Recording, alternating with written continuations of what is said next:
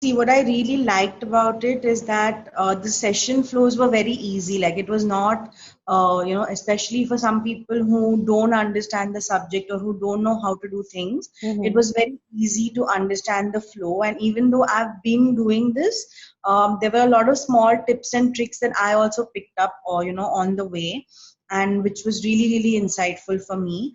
For me, I think the highlight was the tech labs when we were setting up the ad sets and the all of that nitty gritty is what I have not done as much of. So I think the tech lab is a really great idea. And another thing that I really liked was the fact that I felt that it was so easy to just jump in and ask you anything, because that was my concern. I was like, okay, how is, because this was the first time I did an online class, and I was like, how is this going to work, like she'll have like 20 people, and how is it going to be? But I really liked how responsive you were. So the minute someone keyed in something, you were on it and you were able to respond. Because I've been in a lot of other webinars where it's not really an educational one, but they kind of miss out on a lot of things, and they don't always get back to you with what it is that you're asking. So I really like the fact that you were able to pick up on it and give us more detail on those things, or tell us that okay, I'm going to cover this later. So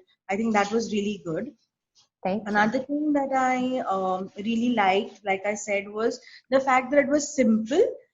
It was very strategic in terms of, telling me that, okay, this is what I need to do. And it was very solution oriented. So, like, for example, if I have an issue that, okay, I want to do this. So, how do I do that? So, you were able to, in most cases, answer that and give me that, okay, this is a yes, this is a no. So, I think that was really helpful. Another thing I like is how how passionate you are about what you teach. So I think that really makes a huge difference versus it being just a boring lecture on social media. So I just think that your passion about the whole thing really shows through. So kudos to you for that. That's really nice.